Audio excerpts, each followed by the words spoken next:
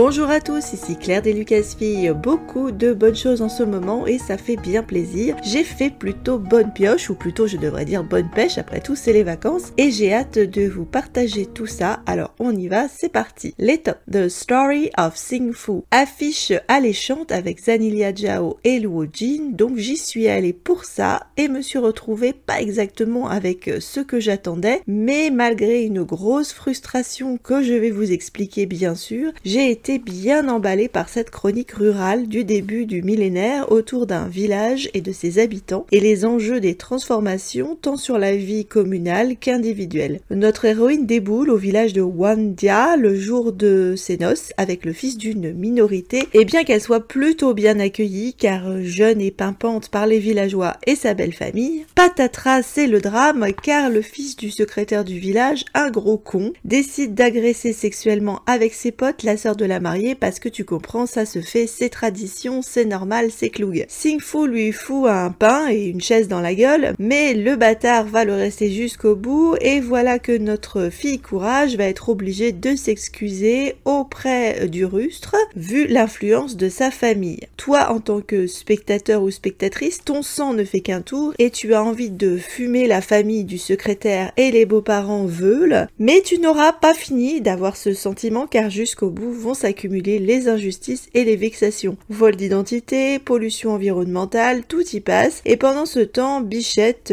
garde le poing et la tête levée et va justement s'élever dans la société après un passage à la ville où notre Xing Fu petite fermière va passer de femme de ménage à réceptionniste tant elle est têtue, persistante et travailleuse et curieuse de tout. Et c'est là que s'accumule la grosse frustration car lors de son passage à la ville, elle côtoie le meilleur personnage de l'histoire, l'avocat joué par Luo Jin, absolument irrésistible et qui va lui permettre de devenir la meilleure version d'elle-même. Moi, tout du long, j'ai shippé le couple et allumé pratiquement tous les cierges que j'ai pu trouver autour de moi pour qu'elle divorce de son mari, une chiffe molle qui me ressort par les yeux à un niveau de dingo et qui n'est clairement pas à la hauteur de la Miss. Les dieux ne m'ont malheureusement pas entendu, je vous préviens parce que ne vous retrouvez pas dans ma situation, mais c'est bien dommage, enfin probablement parce que tout ça est pétri de propagande en fin de compte sur les bonnes vieilles valeurs et la justice qui finira par triompher sous l'égide du parti et que l'harmonie et l'exaltation de la justice et du travail vont triompher tant bien que mal. C'est en tout cas passionnant de voir cette vie de village et ses différents habitants qui sont tous interprétés avec talent et sobriété, même par le bâtard. The Legendary Life of Queen Lo. Une petite pépite, loin d'être parfaite, mais qui a le mérite de nous proposer quelque chose d'assez différent dans nos dramas et qui est habité par plein d'acteurs sympathiques comme tout. Un concentré de bonne humeur où j'ai retrouvé avec plaisir le bellâtre de Love Better Than Immortality en Empereur acariâtre, mon drama queen serpent de Love and Redemption by Shu dans un rôle secondaire un peu filou et la meilleure surprise, c'est l'héroïne jouée par Jackie Lee et sa bouille toute ronde qu'on s'attendrait à retrouver dans un rôle secondaire de suivante ou de confidente, mais non, pas là.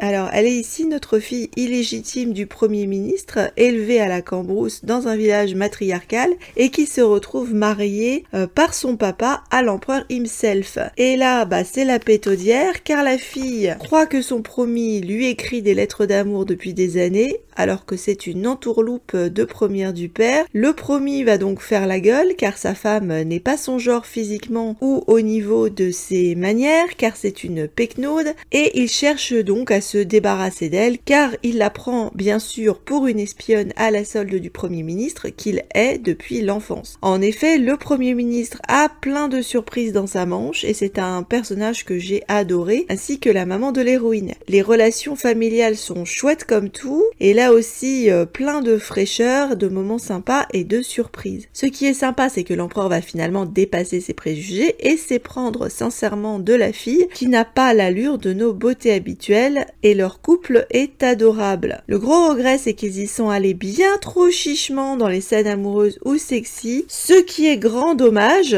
car c'est du body positive et on n'en a pas assez dans nos dramas chinois. Leur couple me rappelait parfois, mais alors en plus réussi et beaucoup plus plus adorable, l'union papillon-sanglier de la Palatine et de Monsieur Frère du Roi, sauf que notre empereur n'est pas gay et que notre héroïne est mignonne à croquer. Vive ce genre de série, mais s'il vous plaît, donnez-lui plus de beaux gosses à se mettre sous la dent à notre Jackie Lee. Love Like the Galaxy. L'infatigable et indétrônable Rosie Zhao en ce moment nous revient avec un drama bien plus convaincant à mon goût et qui m'a beaucoup plus séduite que Who Rules the World, ce qui permet à WeTV de poursuivre sur sa lancée de produits de haute tenue après A Dream of Splendor. Elle est associée à Leo Wu, ici dans un joli rôle de général taiseux, dans un drama en 2 parties dont je ne vous parlerai ici que de la première puisque à la date de l'enregistrement, la 2e saison n'a pas encore commencé. Le pitch, une jeune fille a été laissée derrière par sa famille d'officiers puisque maman et papa sont tous deux dans l'armée et qu'au moment de se rendre au front, ils ont préféré opter pour le frère jumeau plutôt que pour la fille. Du coup, 5e roue du carrosse, livrée à elle-même dans la famille à laquelle elle a été confiée, Chong Chao Chang est une jeune fille têtue d'une remarquable intelligence malgré son éducation limitée et qui ne rêve que d'une chose, se barrer et être indépendante de sa famille qu'il a laissée sur le carreau. Et de fait, quand maman et papa reviennent, Papounet et Laxis, et maman une véritable virago qui, bien qu'aimant sa fille et ayant de bons moments, ne va pas lui rendre la vie facile et risque de vous irriter plus d'une fois. La dynamique familiale, dont une mamie vénale insupportable, c'est une chose, mais l'arc de la fille, c'est surtout son indépendance face au trio de loulou et de relou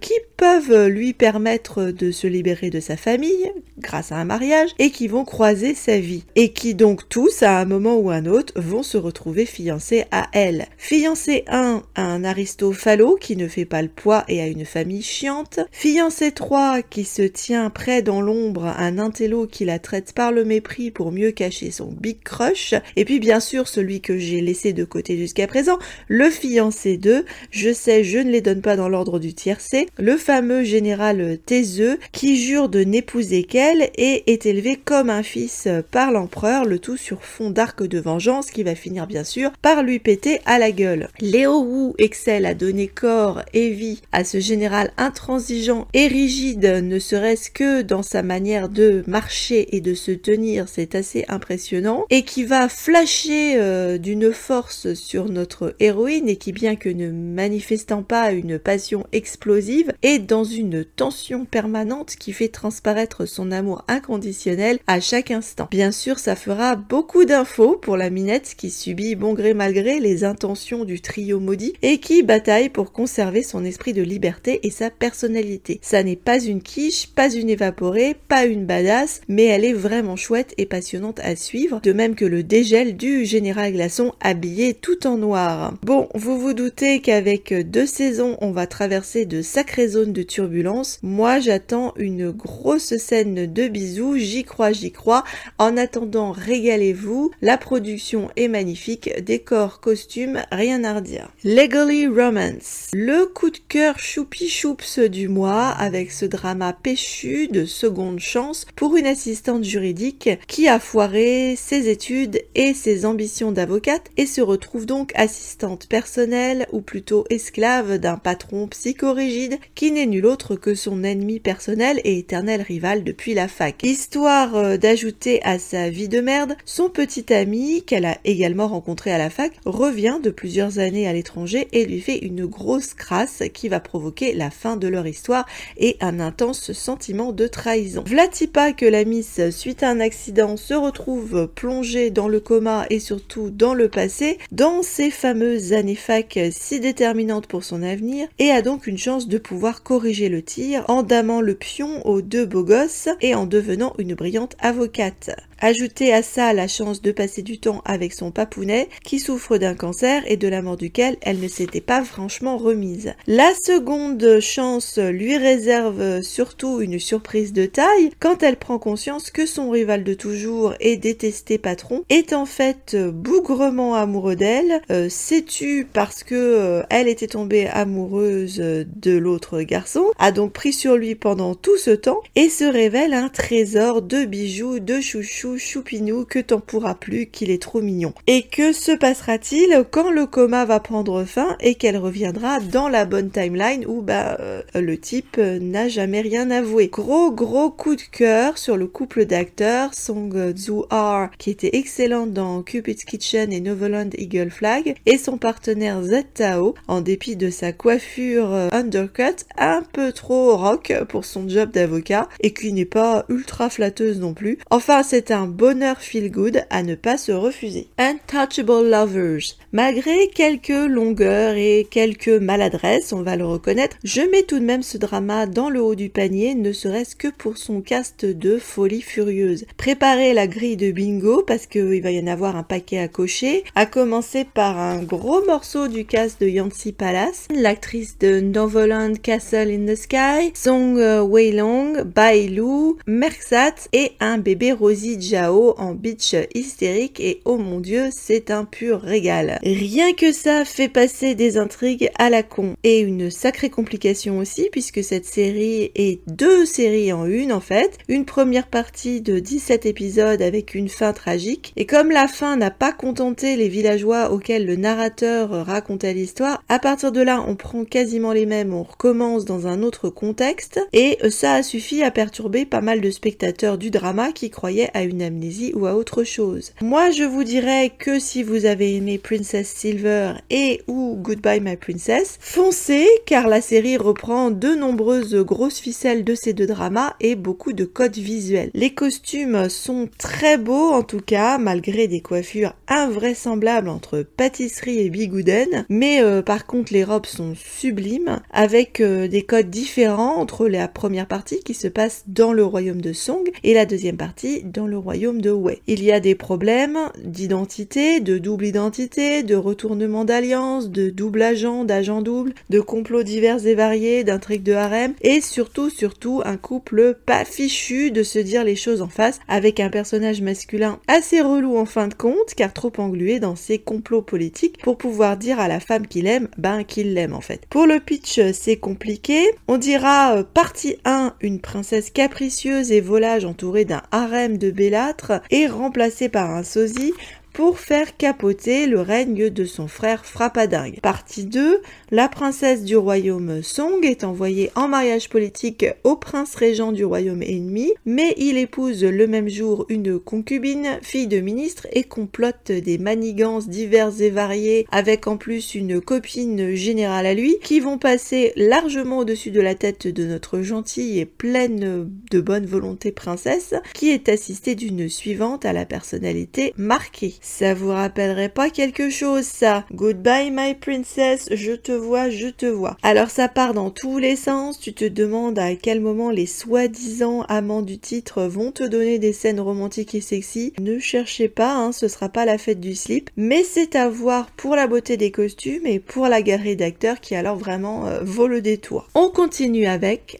Better a Lie Than a Truth. Patron psychorigide et double identité, cohabitation sont au rendez-vous et c'est assez mignon pour ce drama où une journaliste veut interviewer un ancien camarade de fac qui avait le béguin pour elle mais qui suite à un malentendu s'est cru rejeté et moqué et qui est devenu depuis un brillant patron d'une boîte d'escape games. Il ne veut rien avoir à faire avec elle mais par un concours de circonstances à la con, les voilà au puits ensemble et plutôt que d'affronter l'affaire en face et se comporter comme un adulte responsable, le type part sur un puéril « ce n'est pas moi, c'est donc mon frère jumeau » en version choupinette donc de lui-même. Alors non, il n'est pas schizo, il joue le rôle du gentil frère pour Moment qui ne supporte pas la mort du frère en question et du coup c'est rebelote, le voilà obligé de jouer le rôle du gentil frérot pour quelqu'un d'autre avec qui il va se retrouver marié sous contrat histoire de dire et bien sûr problème et grosse fatigue pour ce gars qui doit sans cesse courir de gauche à droite et jouer les deux rôles et ne peut s'empêcher de retomber amoureux tout en jouant les valses hésitations sur faut-il enfin se débarrasser d'un des deux personnages. Le PDG psychorigide a-t-il droit au bonheur ou doit-il le supprimer définitivement pour vivre heureux avec Moment et sa chérie? The Best of You in My Mind. Irene Song et Gala Jang sont chou tout plein dans cette tranche de vie de deux amis d'enfance qui transitionnent vers l'âge adulte et des sentiments amoureux. Tu es spoilé dès le début puisque ça s'ouvre sur les deux tourtereaux qui partent en flashback sur comment ils sont tombés amoureux et tout ça se fait sans tambour ni trompette en fait. Ils sont mimi mais leur histoire devient quasiment une note de bas de page vu tout le drama autour d'eux car je dirais que l'arc de la fille est surtout bien encombré par sa situation familiale complexe. Sa mère a quitté le domicile conjugal dans son enfance, gros traumatisme pour la fille, et les parents divorcent sans le dire aux gosses, à la cloche de bois, et donc les gamins continuent de croire à une possible réconciliation alors que les parents ont dans leur dos refait tranquillou bilou leur vie. Pas très cool comme situation et ça a de quoi fragiliser n'importe qui en ce qui concerne la solidité, la stabilité des sentiments et une question de confiance quand même. Et puis le type aura quelques ennuis de santé qui vont obliger le couple à une relation longue distance de longue durée, mais tout ça reste sympathique et bon enfant avec quelques personnages secondaires sympas dans la joyeuse bande de potes. Pas le meilleur drama du genre qui en compte beaucoup, mais ça reste correct parce que les deux persos principaux sont très sympathiques. Engin toxique qu'on se passera sous le manteau, qu'on regardera avec une certaine curiosité, c'est ce mois-ci la série Married First Then Fall in Love qui est alors tout un programme. Ça s'ouvre par une séquestration et enlèvement par le fiancé d'un mariage arrangé qui veut que la nana le sorte du deal rapido presto et va se montrer bizarrement très collé serré avec la fille, à croire que le bondage lui met le calbut en folie car il la menace tout de même de relations sexuelles en moins d'une minute. Fan de Relo version la réveil de la force, ça vous rappellera des choses parce que notre personnage masculin nous sort direct je prendrai ce que je veux. Donc voilà. Le tout avec la fille collée au travers de ses genoux en position de fessée. Alors là, je dois dire, j'étais vraiment étonnée par ce parti pris de début de drama chinois. C'est chaud quand même pour un drama chinois. La fille a une belle-mère, alors de la mort qui tue, qu'il a vendue à la famille du fiancé. Bon, tout ça, on t'expliquera en fin de série pourquoi le paternel du mec tient tellement à cette union bizarre. Et donc, c'est Princesse Sarah pour la chouquette qui va manger sa race entre sa famille et le type qui se comporte un peu comme une crevure régulièrement, notamment quand elle essaie de lui faire manger du poisson parce que le type a une phobie de la poiscaille. Avec trauma d'enfance, sûrement il a été élevé sur Acto par Luke Skywalker, je ne vois que ça. Rien ne va dans la manière de faire et c'est joué par des acteurs débutants, donc ça explique beaucoup de maladresse. En plus c'est un format mini-drama, donc c'est forcément un peu mal ficelé et bouclé à l'emporte-pièce. Mais alors j'ai quand même dévoré la série tant c'est too much, jusqu'à l'hallucinante scène ragnagna, voilà, où la fille a ses règles pendant ton inévitable séquence maladie et fièvre. Et donc monsieur, notre Kailounet du pauvre, est un gentleman et va donc lui mettre ses protections hygiéniques pendant son sommeil. Alors ça, je dois dire, c'était du jamais vu. Et puis alors le mec, il a une mamie qui est assez bizarre et malaisante et qui alors direct, dès la première rencontre avec la chérie, lui parle de ses nichons et se rencarde sur les détails de leur vie sexuelle. Mon Dieu, mais quelle famille. Voilà, c'est du what the fuck total. Mais alors, bon, alors comme toute bonne romance toxique, il faut que le mec change ou qu'elle le largue. Donc comme elle va pas le larguer, je vous spoil, tout est fait pour t'expliquer que le type va évoluer. La fille devient également de plus en plus affirmative dans sa manière de se faire respecter. Donc l'honneur est sauf. Une curiosité quoi. Les flops. Ah oui, on passe direct aux flops. Alors c'est pas forcément la cata, mais je classe dans les flops des choses qui alors vraiment ont fini par me barber, que j'ai zappé comme une dingue et que j'ai trouvé en fin de compte plutôt oubliable. Emperor of Boss. Mini-drama sur le principe de voyage dans le temps après un souhait fait par une assistante de tomber amoureuse d'un équivalent de son boss psychorigide. On se demande bien pourquoi. Et voilà déboulé dans sa vie un empereur des temps anciens et donc ces deux mâle alpha psychorigide qu'elle doit se coltiner un au boulot et l'autre qu'elle recueille chez elle et qu'elle arrivera à changer plus efficacement que le premier. Et pourtant le patron aura le béguin aussi pour la fille, donc du coup lequel va-t-elle choisir? Un petit ami imaginaire des temps anciens qui devient le temps de son séjour acteur à succès dans des dramas historiques ou le patron très concret de sa vie quotidienne. Le sujet est sympa mais je n'ai pas flashé plus que ça sur l'histoire, même si j'ai retrouvé dans le rôle de l'empereur le type de The Killer is also romantic. Fall in Love.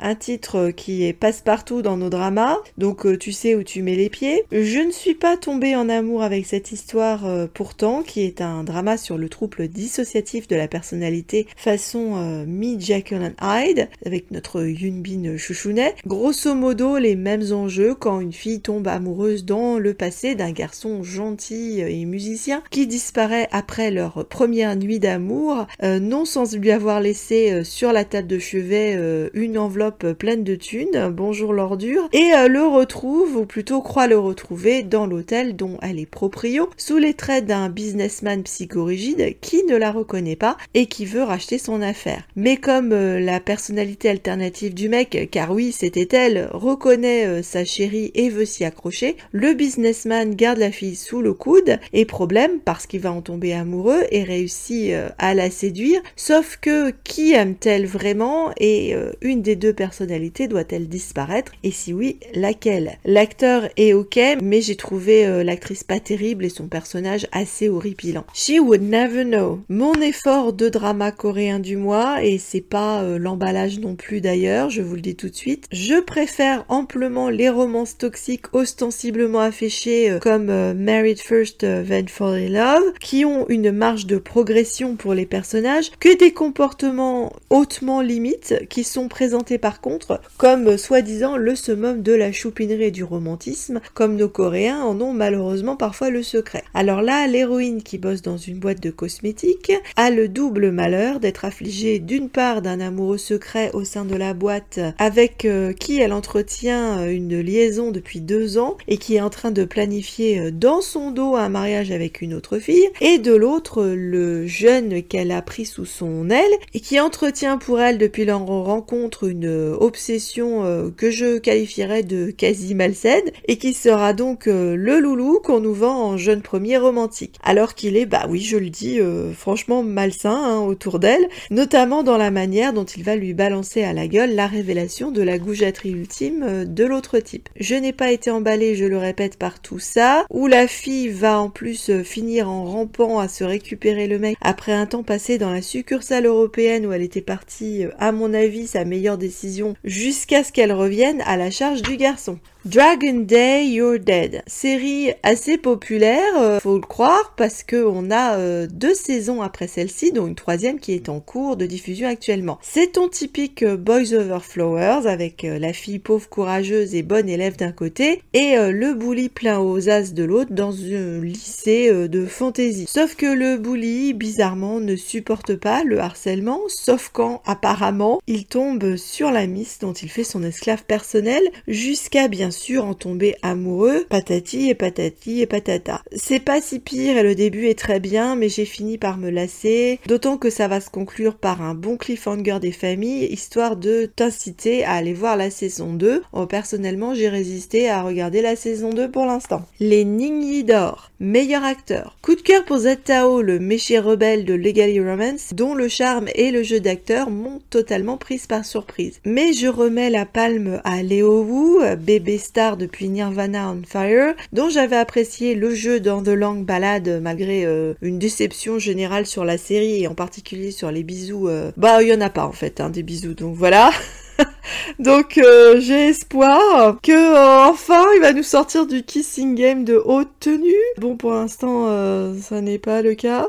En tout cas, en attendant, Léo fait preuve d'un charisme indéniable en prince général dans Love Like a Galaxy, où chacun de ses regards et de ses gestes exprime, je me répète, l'amour fervent dont son personnage brûle en secret pour l'élu de son cœur. Meilleure actrice, clin d'œil à Rosie Zhao qui ce mois-ci brille aussi bien pour sa performance dans Love Like the Galaxy que un personnage secondaire dangereusement déséquilibré dans Untouchable Lovers, un rôle où on la voit en fait jamais, et c'est bien que cela figure à sa filmo. Ma petite bichette du mois, bah ce sera Jackie Lee, à l'énergie contagieuse et que j'ai espoir de voir dans d'autres dramas, tellement ça fait plaisir de nous proposer enfin des héroïnes différentes de nos divas affamées habituelles. Meilleur acteur dans un second rôle, Luo Jin, bien sûr, qui a éclipsé absolument tout le monde. Alors si si j'avais pu, je l'aurais mis en personnage principal, mais ça n'est pas un personnage principal, donc je ne peux pas le mettre en meilleur acteur. Et pourtant, alors, il y avait des personnages secondaires sympas ce mois-ci, mais mon Dieu, mais que le voir à l'action dans Sing Fu m'a rappelé à quel point cet acteur peut être formidable et combien je l'adore en fait. Mais quelle voix, mais quelle classe, mais quel acteur, mais il est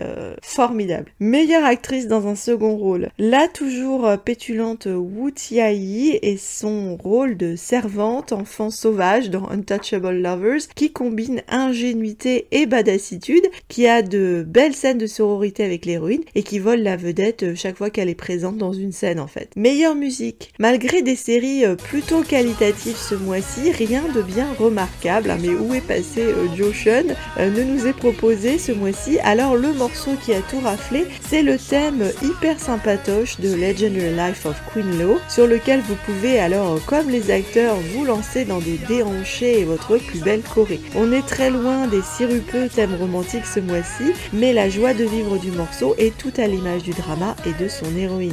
Meilleure scène, dans le genre what the fuck, la scène des règles dans First Married que j'avais mentionné, la déclaration sous la pluie dans Legally Romance qui se passe alors malheureusement dans l'imagination du mec, mais quelle belle scène, le bisou bord du lit dans Emperor or Boss, Sing Fu qui annonce son départ et mon ship qui se casse la gueule dans Sing Fu, alors j'étais au bout de ma vie à ce moment-là, dans Untouchable Lovers, la rupture très digne dans le premier arc sur fond de cerisier en fleurs, mais c'est Love Like a Galaxy qui va remporter, vous vous en doutez, alors toutes les meilleures scènes avec un festival, mais qu'est-ce qu'on mange dans cette série, c'est un bonheur à regarder, avec la proposition de mariage du général qui est hallucinante. Alors elle en a plein des propositions de mariage la fille, mais alors celle-là j'avoue c'est quand même un pompon. La chute en public avec palpage de torse, la scène de rencontre sur fond de forêt or avec les portes de la lune, tout ça c'est d'une beauté. Scène où la fille fait du cheval et le cheval s'emballe. Il n'y a pas que le cheval qui va s'emballer d'ailleurs, c'est une scène d'autant plus réussie que apparemment l'actrice ne jouait pas, elle avait vraiment les boules de sa race. Sans oublier la scène hilarante où l'héroïne, qui en a plein le dos de son fiancé qui se mêle de tout, va se bourrer la gueule avec sa meilleure amie et qui la ramène chez ses parents. Gros scandale dans la famille alors qu'elle s'accroche à lui façon moule à son rocher ou panda sur son bambou. C'est une scène plutôt cocasse et très réussie. Mais la scène qui va remporter tous les superlatifs ultimes et qui m'a vraiment beaucoup plu, pour la saison 1 en tout cas, c'est la scène de la flèche, lorsque le mec blessé fait fi de sa propre sécurité pour aller sauver les miches de celle dont il est amoureux, et apprenant qu'elle joue les infirmières avec quasiment tout le monde, tombe avec joie la chemise pour se faire tâter le torse-poil, oui, on en redemande, une scène d'une belle intensité, alors les regards, les gros plans, et qui va s'achever avec le général qui garde en trophée la corde de guitare avec laquelle la fille avait retiré la flèche. Oh qu'ils sont beaux, oh que c'est joli, oh que cette scène est parfaite. C'est tout pour ce mois-ci, un bel été donc sur le plan des dramas. Je vous souhaite à toutes et à tous une belle rentrée, vous encourage à me partager en commentaire vos playlists, coup de cœur, coup de gueule du moment, et on se retrouve le mois prochain. Bon binge watch.